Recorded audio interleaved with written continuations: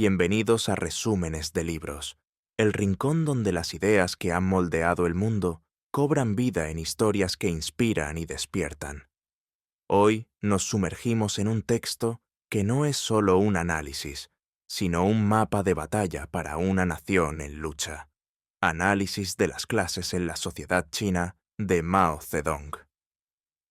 Escrito en 1926, este ensayo es una radiografía afilada de una China atrapada entre el feudalismo y el imperialismo, donde cada clase social es una pieza en un tablero de ajedrez donde se juega el destino de millones.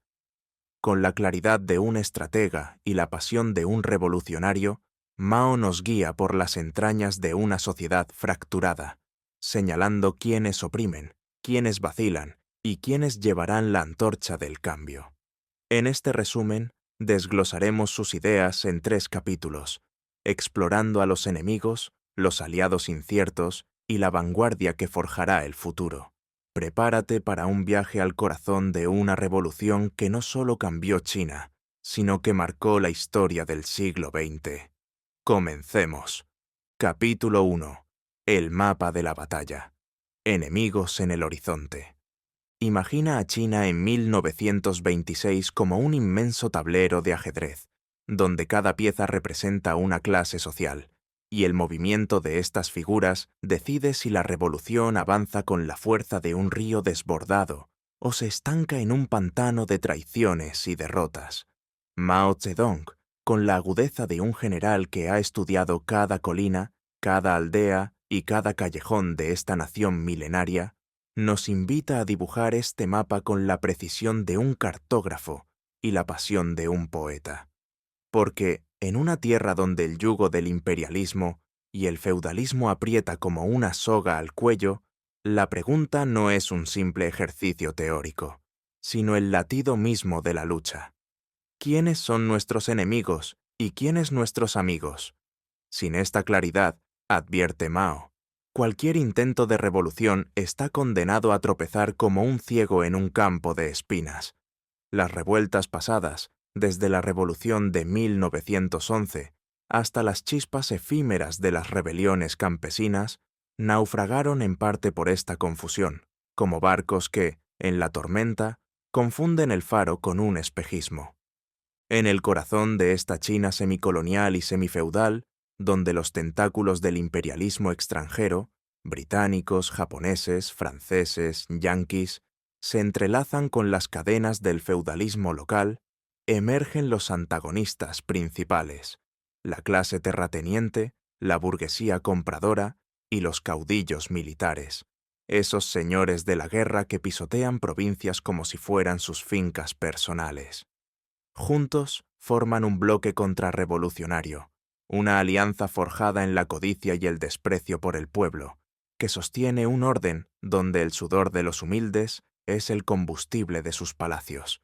Mao los desglosa con la precisión de un cirujano y la indignación contenida de quien ha visto el hambre en los ojos de los campesinos. Comencemos por los terratenientes, esos guardianes ancestrales de la tierra que, en la China de 1926, no son simples propietarios de campos, sino los pilares de un sistema feudal que asfixia al 90% de la población rural. En muchas provincias, como Hunan o Sichuan, controlan más del 60% de las tierras cultivables, dejando a los campesinos con parcelas minúsculas que apenas alcanzan para un puñado de arroz al día. Estos señores, con sus mansiones de tejas rojas y ejércitos privados, no solo cobran rentas exorbitantes, a menudo el 50 o 60% de la cosecha, sino que también actúan como usureros implacables, prestando dinero a intereses que convierten a los labriegos en esclavos perpetuos. Una deuda contraída por un mal año de sequía se hereda de padre a hijo, como una maldición que atraviesa generaciones. Mao los describe sin ambajes, son la columna vertebral del feudalismo, los aliados naturales de los warlords y los lacayos del imperialismo. Porque, ¿quién financia a esos generales que marchan con botas lustradas y fusiles importados? Los terratenientes, que entregan oro y grano a cambio de protección para sus latifundios. Y no podemos olvidar su papel político. Estos señores feudales no solo dominan la tierra, controlan las aldeas como pequeños reyes, imponiendo tributos, castigos y hasta matrimonios forzados. Son los que sofocan cualquier brote de rebeldía campesina, los que pagan a matones para quebrar huelgas y los que, en las sombras, negocian con los cónsules extranjeros para mantener su dominio. En las provincias del sur, como Guangdong, sus lazos con los británicos de Hong Kong son tan estrechos que parecen socios de un negocio turbio, vendiendo la soberanía china por un puñado de libras esterlinas. Su odio a la democracia es visceral. Cualquier reforma que huela a justicia agraria amenaza su reinado, y por eso se alinean con los ejércitos reaccionarios que reprimen al pueblo con sangre y fuego. Mao, con un dejo de ironía implícita, parece sugerir que estos terratenientes creen que su poder es eterno, como las montañas que rodean sus haciendas. Pero las montañas, tarde o temprano, se erosionan. Junto a ellos, la burguesía compradora se alza como el segundo pilar de la opresión. Estos no son los pequeños comerciantes que regatean en los mercados de Pekín o Shanghái. Son los grandes magnates del comercio exterior, los banqueros que manejan las aduanas y los especuladores que trafican con el destino de China. Dependientes del capital extranjero como un parásito de su huésped, esta clase vive de las migajas que dejan las potencias imperialistas. Controlan los puertos, los bancos y las rutas comerciales, especulando con el arroz, la seda y el té, mientras el pueblo pasa hambre. Mao los pinta con trazos duros. Son los lacayos del imperialismo, los que venden la riqueza nacional a cambio de privilegios. En Shanghái, por ejemplo, los compradores dominan el comercio marítimo, asegurándose de que cada barco británico o japonés que atraca deje una tajada en sus arcas. Su riqueza no nace de la producción, sino de la intermediación servil. Son los capataces que gestionan la explotación de China para sus amos extranjeros. Esta burguesía, explica Mao, es profundamente reaccionaria. A diferencia de la burguesía nacional, que al menos sueña con un capitalismo independiente, la compradora no tiene ninguna lealtad a China. Su patria es el dinero, y su dios, el mercado global dominado por Londres, Tokio o Nueva York. En las negociaciones con los warlords, actúan como consejeros financieros, asegurando que los préstamos extranjeros lleguen a los generales a cambio de más concesiones territoriales o comerciales. Cuando estallan movimientos como el del 30 de mayo de 1925, donde obreros y estudiantes se levantaron contra la brutalidad extranjera, la burguesía compradora se alinea con los opresores, aplaudiendo las masacres desde sus oficinas en los bunds de Shanghái. Mao no duda, son enemigos irreconciliables de la revolución, porque su existencia depende de la perpetuación del yugo imperialista. Y luego están los caudillos militares, los warlords, esos generales bandidos que convierten provincias enteras en sus feudos privados. En la China fragmentada de los años 20, donde el gobierno central es poco más que una sombra, estos señores de la guerra reinan con puño de hierro. Armados con rifles importados y financiados por los terratenientes y los imperialistas, saquean aldeas, extorsionan comerciantes y aplastan cualquier intento de organización popular. Mao los describe como una plaga. Cada caudillo controla una región, desde el norte de Manchuria hasta las tierras del Yangtze, y sus ejércitos no son más que bandas organizadas que viven del pillaje. En Shandong, por ejemplo, Zhang Zongchang, conocido como el General Perro, imponía tributos arbitrarios mientras sus soldados violaban y robaban sin freno. Estos warlords no solo son enemigos del pueblo, son enemigos entre sí, enzarzados en guerras intestinas que debilitan su frente, pero no su capacidad de oprimir. Sin embargo, Mao, con la astucia de quien lee el tablero completo, señala una grieta en este bloque contrarrevolucionario. Los caudillos, pese a su alianza con terratenientes y compradores, se traicionan mutuamente en su codicia por más poder. Estas disputas, como las guerras entre las camarillas de Fengtian y Chili, abren brechas que la revolución puede explotar. Pero no hay que engañarse, su esencia es reaccionaria. Son los perros guardianes del feudalismo y el imperialismo, y su lealtad al statu quo es inquebrantable mientras sus arcas se llenen. Mao, con esa mezcla de pragmatismo y visión, sugiere que estas fisuras son oportunidades tácticas, pero el enemigo principal sigue siendo el trío de terratenientes, compradores y warlords.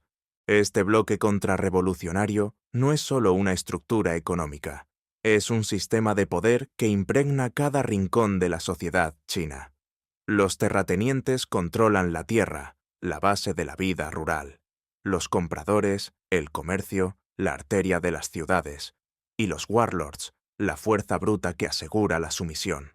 Juntos, forman una máquina de opresión que aplasta cualquier atisbo de cambio. Mao, con una claridad que corta como un sable, subraya que la revolución no puede avanzar sin identificarlos, entender sus alianzas y desenmascarar sus ilusiones de invencibilidad. Porque estos enemigos, aunque poderosos, no son invulnerables. Su fuerza radica en la explotación, pero también en la ignorancia de las masas. Despertar al pueblo, mostrarle el rostro de sus opresores, es el primer paso para desmantelar este castillo de naipes. El análisis de Mao no es un tratado académico, es un manifiesto de combate. Cada palabra está impregnada de la urgencia de la lucha, de la necesidad de organizar, de movilizar, de transformar la rabia contenida de millones en una fuerza imparable. Los terratenientes con sus latifundios y deudas, los compradores con sus bancos y traiciones, los warlords con sus ejércitos y ambiciones, son los guardianes de un orden que se tambalea. Y en ese tambaleo, Mao ve la chispa de la esperanza. Porque, aunque el tablero parezca dominado por estas piezas oscuras, el juego no está decidido. El pueblo, ese océano de campesinos, obreros y estudiantes, espera su turno para mover. Y cuando lo haga, los reyes y alfiles del feudalismo e imperialismo descubrirán que su poder, tan sólido en apariencia, es tan frágil como el papel en que firman sus tratados. Entender a estos enemigos no es solo un ejercicio de análisis, es armarse para la guerra. Ignorarlos o confundirlos con aliados es como entrar al campo de batalla con los ojos vendados, esperando que la suerte reparta las cartas.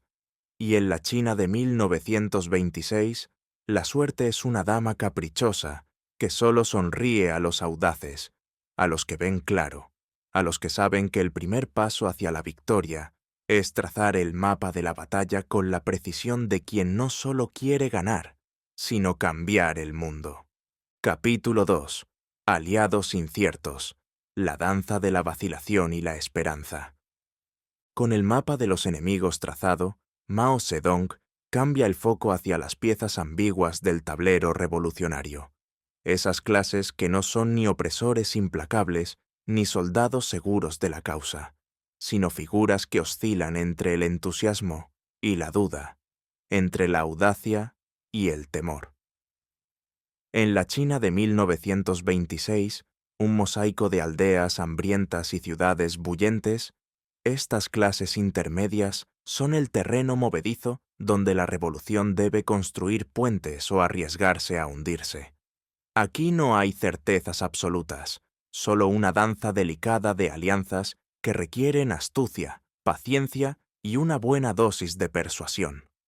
Mao, con la mirada de quien sabe que la victoria no se gana solo con fusiles, sino con corazones convencidos, analiza a la burguesía nacional, la pequeña burguesía y el semiproletariado, diseccionando sus contradicciones como un estratega que calcula cada paso en un campo minado. Porque en esta lucha, ignorar a los vacilantes es tan peligroso como confiar ciegamente en ellos. Comencemos con la burguesía nacional, esa clase de industriales y comerciantes que sueñan con una China moderna, libre de las garras extranjeras, pero que tiemblan ante la idea de un cambio que sacuda los cimientos de su mundo. A diferencia de la burguesía compradora, esos lacayos del imperialismo que negocian en los puertos de Shanghái, la burguesía nacional tiene un pie en la patria. Son los dueños de fábricas textiles en Cantón, de talleres en Tianjin, de almacenes que comercian productos chinos sin la mediación de los demonios extranjeros. Mao los describe con precisión quirúrgica. Quieren un capitalismo propio, un mercado donde sus telares no paguen tributos a Londres o Tokio. Odian a los imperialistas que imponen aranceles abusivos y a los warlords que extorsionan sus negocios con impuestos arbitrarios. En ese sentido, su corazón late, aunque débilmente, con la causa antiimperialista y antifeudal.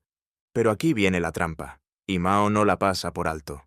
Esta burguesía, aunque oprimida por el imperialismo, teme al proletariado como a una tormenta que podría arrasar sus privilegios. Su sueño es una China burguesa, un país donde ellos, y no los terratenientes ni los extranjeros, sean los amos. En las ciudades, algunos de sus líderes apoyaron el movimiento del 30 de mayo de 1925, cuando obreros y estudiantes se alzaron contra la brutalidad británica en Shanghái. Pero su apoyo fue tibio, condicional, como quien presta una chaqueta en un día frío, pero la reclama al primer soplo de viento. Mao los divide en dos alas: la izquierda, más progresista, que podría unirse a un frente revolucionario si se la convence con promesas de soberanía económica, y la derecha, aliada al Kuomintang conservador, que se inclina hacia la reacción cuando huele el peligro de una revolución popular. Esta dualidad los hace aliados inestables, como un socio de cartas que guarda un as en la manga y sonríe con demasiada confianza. El desafío, señala Mao con un dejo de ironía implícita, es tratarlos con cuidado, como a un caballo brioso que puede galopar contigo o arrojarte al suelo. La burguesía nacional puede ser ganada para la causa, pero no liderará la carga. Creer que tomarán las riendas de la revolución es como esperar que un mercader arriesgue su fortuna por un ideal abstracto. En tiempos de crisis, su lealtad se fractura. Unos se unirán al pueblo, ondeando banderas rojas con entusiasmo pasajero. Otros, temerosos de perder sus fábricas, se refugiarán en los brazos de los warlords o los cónsules extranjeros. La tarea revolucionaria es clara: cortejarlos con promesas de un futuro sin yugos imperiales, educarlos en la necesidad de un frente amplio, pero vigilarlos de cerca, porque su corazón dividido siempre mira hacia la caja fuerte antes que hacia el horizonte. Ahora pasemos a la pequeña burguesía, ese vasto y abigarrado mosaico que puebla las ciudades y aldeas de China. Aquí encontramos a los estudiantes que devoran libros bajo lámparas de aceite, a los maestros de aldea que enseñan con tiza gastada, a los artesanos que tallan madera con manos curtidas, a los tenderos que pesan arroz en balanzas desvencijadas. Mao calcula que son millones, una fuerza numérica que no puede ignorarse, pero su posición es tan inestable como una barca en un río revuelto. Oprimidos por impuestos, deudas y la competencia de los productos extranjeros, maldicen a los warlords y a los bárbaros de ultramar, que inundan los mercados con telas baratas. Sin embargo, su pobreza no los convierte automáticamente en revolucionarios. Son una clase atrapada en un torbellino de emociones contradictorias, capaz de arder con fervor o apagarse en el desaliento. Mao los clasifica en tres grupos, como si trazara un mapa de sus almas. Primero, la minoría acomodada: pequeños propietarios, comerciantes con algo de capital, que miran la revolución con recelo. Temen que el cambio traiga caos, que sus ahorros se evaporen en un vendaval de reformas. Luego, la mayoría neutral, esos que viven al día, agobiados por rentas y usureros, pero paralizados por la duda. Odian a los opresores, pero no están seguros de que la revolución triunfe, y la derrota, para ellos, significa hambre. Finalmente, el ala izquierda, los más pobres, que están cayendo hacia la miseria absoluta. Estudiantes sin empleo, artesanos desplazados por máquinas extranjeras, tenderos endeudados. Estos son la chispa que puede encenderse con una sola palabra de agitación. En el movimiento del 30 de mayo, esta pequeña burguesía se unió en masa, marchando en las calles con pancartas y gritos. En las revueltas campesinas del sur, arrastraron a los tibios a la lucha. Pero Mao advierte, son volátiles como el viento. Hoy corean eslóganes. Mañana, si el miedo los atenaza, pueden esconderse en sus talleres o aulas. La clave con la pequeña burguesía es la educación ideológica, dice Mao. Hay que mostrarles que la revolución no es un salto al vacío, sino un camino hacia la dignidad. Su número los hace valiosos, su inestabilidad, peligrosos. En las aldeas, los maestros y estudiantes pueden ser los primeros en llevar la propaganda a los campesinos, encendiendo la mecha de la rebeldía. En las ciudades, los artesanos y tenderos pueden sumarse a las huelgas si se les convence de que el enemigo no es el obrero, sino el banquero extranjero y el señor feudal. Pero sin una dirección clara, su entusiasmo se desvanece como humo. Mao, con esa mezcla de pragmatismo y visión, los ve como un río que puede alimentar la revolución o desbordarse en caos. La tarea es canalizar su energía, no dejarla a la deriva. Y luego llegamos al semiproletariado, el verdadero pulmón rural de la causa, la fuerza que hace temblar el suelo bajo los pies de los opresores. Aquí Mao se detiene con especial atención, porque en esta masa inmensa, que abarca al 90% de la población rural, yace el corazón de la revolución china. El semiproletariado incluye a los campesinos semipropietarios, que poseen un retazo de tierra pero deben trabajar la de otros para sobrevivir, a los campesinos pobres, que no tienen nada más que sus manos y deudas, a los artesanos rurales, que tejen cestas o forjan herramientas por un mendrugo, y a los vendedores ambulantes, que recorren caminos polvorientos con mercancías raídas. Mao los describe con empatía, como quien conoce de cerca el peso de su miseria. Los semipropietarios, con su media ración de pan, son revolucionarios tibios. Trabajan de sol a sol, pero su pequeño pedazo de tierra los ata a la ilusión de la propiedad. Los campesinos pobres, en cambio, son un volcán en reposo. Sin nada que perder, su furia contra los terratenientes y usureros es un fuego que solo necesita una chispa para estallar. En provincias como Hunan, donde Mao realizó sus investigaciones, los campesinos pobres enfrentan rentas que devoran hasta el 70% de sus cosechas. Los usureros, a menudo los mismos terratenientes, prestan a intereses del 100% o más, convirtiendo un saco de arroz prestado en una deuda eterna. Los artesanos rurales, desplazados por productos extranjeros baratos, y los vendedores ambulantes, que apenas ganan para un tazón de sopa, comparten esa misma desesperación. Mao calcula que estos sectores, junto con los peones y obreros agrícolas, forman una masa de decenas de millones, un océano humano que puede ahogar el feudalismo si se organiza. Su sensibilidad a la propaganda es su mayor virtud. Una asamblea bien dirigida, un discurso que hable de justicia agraria, puede transformar su resignación en acción. En las revueltas de Guangdong o Jiangxi, estos campesinos han demostrado que, una vez movilizados, son una fuerza imparable, capaces de tomar aldeas y desafiar a los ejércitos de los warlords. Pero Mao no se ciega con optimismo. El semiproletariado, aunque numeroso, está disperso, atrapado en aldeas remotas, sin educación formal ni organización. Su fuerza bruta debe ser guiada por una vanguardia consciente, porque sin dirección, su rebeldía puede agotarse en explosiones espontáneas que los warlords aplastan con facilidad. La tarea es titánica: llevar la propaganda a cada rincón, formar asociaciones campesinas, enseñarles que su enemigo no es solo el terrateniente de la aldea, sino el sistema entero que los encadena. Mao ve en ellos no solo aliados, sino el alma de la revolución. Sin los campesinos pobres, La lucha urbana del proletariado sería un grito en el vacío. Con ellos, la revolución adquiere la fuerza de un huracán que arrasa fortalezas. En esta danza de aliados inciertos, Mao teje una lección magistral. La revolución no es un club de puros, sino una coalición pragmática, donde cada clase tiene un rol, pero también un riesgo.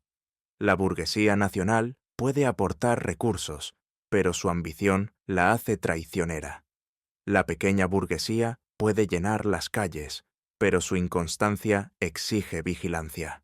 El semiproletariado es la marea que puede cambiar la historia, pero necesita un timón firme.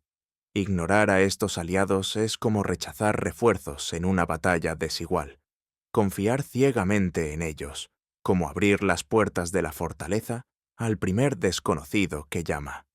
Mao, con esa claridad que parece anticipar cada giro del destino, nos recuerda que la revolución es un arte de equilibrios, esa ironía de clases que se creen invencibles hasta que el pueblo las arrastra, revela el verdadero poder en las manos de los oprimidos. En esta China de 1926, donde el dragón aún duerme bajo el peso de siglos, estas clases vacilantes son la llave para despertarlo, siempre que se las guíe con la mano firme de quienes ven más allá del horizonte. Capítulo 3. La vanguardia y el amanecer. Hacia la alianza invencible. Con los enemigos desenmascarados y los aliados inciertos puestos bajo la lupa, Mao Zedong llega al corazón palpitante de su análisis, la fuerza que dará rumbo y brío a la revolución china. En este tercer acto, el escenario se ilumina sobre el proletariado, esa vanguardia consciente que, aunque pequeña en número, porta la antorcha de la lucha, y sobre la alianza obrero-campesina, el cimiento de un futuro que no solo derribe a los opresores, sino que construya un nuevo orden. En la China de 1926, donde el feudalismo y el imperialismo tejen una red que asfixia a millones, Mao no ofrece utopías de papel, sino un plan forjado en la realidad de fábricas humeantes y campos agrietados. Con la precisión de un arquitecto y la pasión de un poeta, traza el camino hacia una victoria que no es un sueño, sino una certeza para quienes se atrevan a organizarla. Aquí, la revolución deja de ser una idea y se convierte en un torrente que espera su cauce, un amanecer que solo necesita que el pueblo abra los ojos. El proletariado, esa clase de obreros que suda en las minas, los ferrocarriles y los telares, es el faro que Mao eleva como guía de la tormenta. En una China donde la industria moderna es un brote frágil, apenas 2 millones de trabajadores conforman esta fuerza, pero su impacto es descomunal. En las ciudades como Shanghái, Cantón o Wuhan, los proletarios operan maquinaria bajo el látigo de capataces extranjeros, ganando salarios que no alcanzan para un cuenco de arroz. Las jornadas de 12 o 14 horas, los talleres donde el aire es más polvo que oxígeno, y las huelgas reprimidas con balas forjan en ellos una conciencia de acero. Mao los describe con admiración contenida. Son pocos, pero su disciplina, su organización y su odio al imperialismo los convierten en la columna vertebral de la revolución. No son solo víctimas, son los líderes naturales, los que transforman la rabia en estrategia. En el movimiento del 30 de mayo de 1925, cuando los obreros de Shanghái se alzaron contra la brutalidad británica, demostraron su poder. Las fábricas textiles se paralizaron, los puertos se silenciaron y las calles se llenaron de pancartas que exigían justicia. En Cantón, los sindicatos obreros desafiaron a los warlords, organizando boicots contra los productos extranjeros. Mao señala que esta conciencia no es espontánea, nace de la experiencia, de los golpes recibidos y de la propaganda que ilumina sus mentes como una linterna en la noche. Los obreros no solo odian al patrón que los explota, entienden que su enemigo es un sistema que abarca al terrateniente que encadena a sus hermanos campesinos, al banquero comprador que especula con su hambre, y al imperialista que saquea su patria. Esta claridad los hace únicos. Mientras la pequeña burguesía vacila y la burguesía nacional calcula sus ganancias, el proletariado marcha con un propósito claro. Pero Mao no se engaña con ilusiones urbanas. En una China donde el 90% de la población vive en el campo, el proletariado, por sí solo, es una chispa brillante, pero insuficiente. Aquí entra el segundo pilar de su visión, la Alianza Obrero-Campesina, un pacto que une la mente organizativa de las ciudades con el corazón ardiente de las aldeas.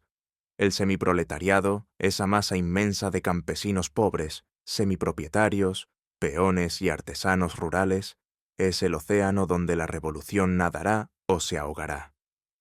Mao calcula que esta fuerza abarca decenas de millones, un ejército potencial que supera en número a cualquier otro sector.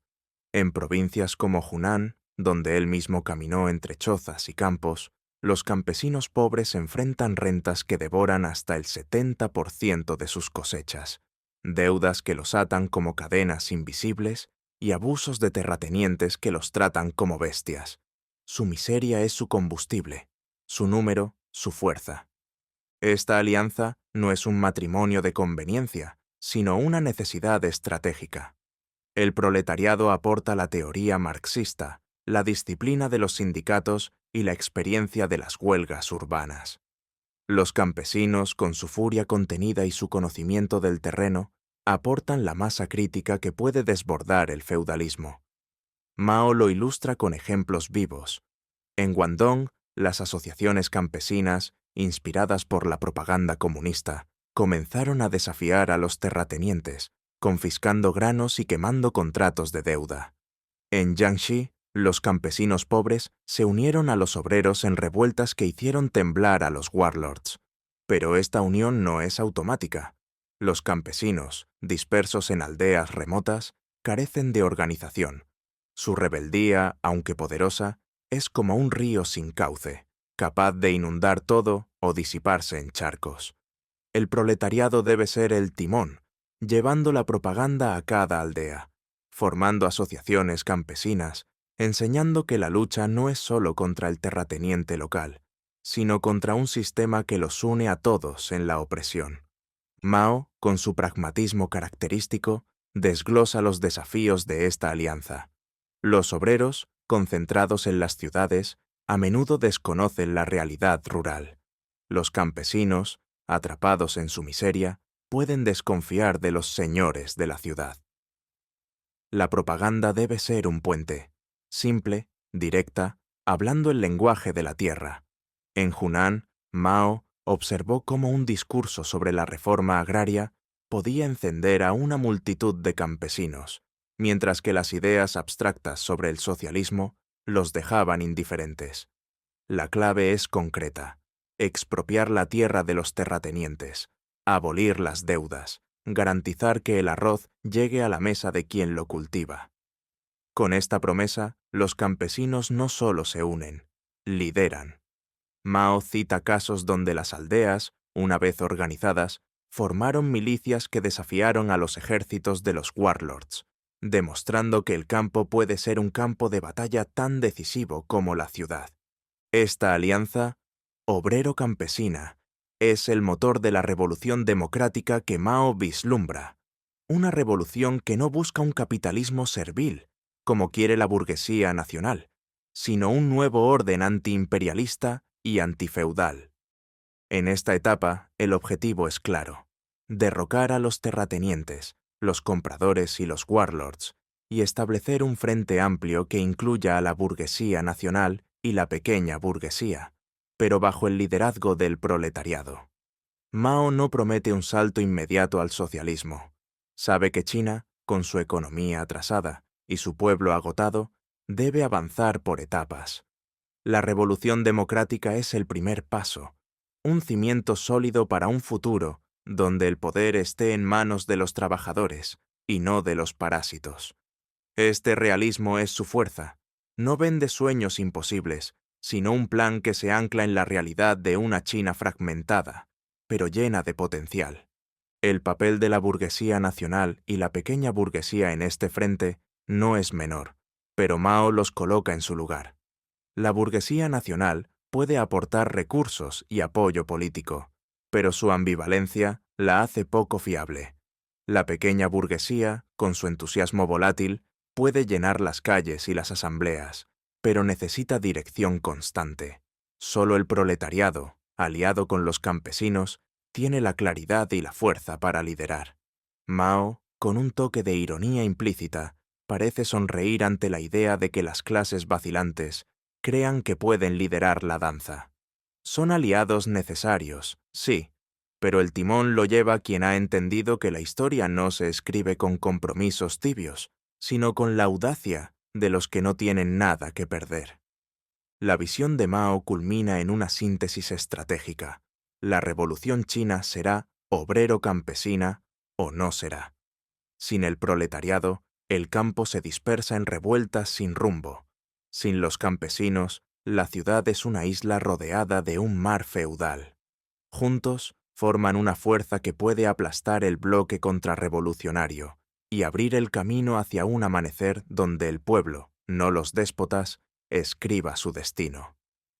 Mao no ignora los obstáculos, la represión de los warlords, las traiciones de la burguesía, la dispersión de las masas, pero su confianza en el potencial humano es inquebrantable. Cada huelga en Shanghái, cada aldea que se organiza en Hunan, es una prueba de que el dragón chino está despertando. En este tapiz revolucionario, Mao teje una lección final. La victoria no es un regalo del destino, sino el fruto de un análisis meticuloso y una acción decidida. Los terratenientes, con sus latifundios, los compradores, con sus bancos, los warlords, con sus ejércitos, parecen invencibles, pero su poder es un castillo de arena frente a la marea del pueblo unido. Los opresores, que creen que sus palacios durarán para siempre. Pero el amanecer se acerca, y en él los obreros y campesinos, con sus manos callosas y sus corazones ardientes, escribirán una China nueva. La revolución, dice Mao, no es un sueño. Es una ciencia, un arte, y sobre todo, una voluntad que no se doblega. Y en esa voluntad, el dragón alzará el vuelo, no con garras de oro foráneo, sino con el fuego de sus hijos. Conclusión. El análisis de las clases en la sociedad china de Mao Zedong no es un tratado polvoriento, sino un grito de claridad en medio del caos. Con un bisturí analítico, Mao descompone la sociedad china de 1926, identificando a los terratenientes, compradores y warlords como los enemigos implacables, a la burguesía nacional y pequeña burguesía como aliados frágiles, y al proletariado y los campesinos como el corazón invencible de la revolución. Su mensaje resuena como un tambor. Sin entender quiénes son tus amigos y enemigos, la lucha es un disparo al aire. Pero con esta comprensión, la alianza obrero-campesina puede derribar montañas. Mao no promete un paraíso inmediato, sino un camino de lucha, estrategia y unidad. Este texto, más que un análisis, es un llamado a despertar, una chispa que encendió un fuego que aún ilumina el horizonte de las revoluciones populares. Y así, llegamos al final de este viaje por análisis de las clases en la sociedad china en resúmenes de libros. Esperamos que este recorrido te haya inspirado a mirar con nuevos ojos las luchas que han dado forma al mundo, desde las aldeas de China hasta los rincones donde el pueblo sigue soñando con justicia. Si este resumen te encendió una chispa de curiosidad, no olvides explorar más en nuestro canal, donde las grandes ideas se convierten en historias que resuenan. Déjanos un comentario, comparte tus reflexiones y suscríbete para no perderte nuestro próximo episodio. Nos escuchamos pronto, porque en cada libro hay un mundo por descubrir.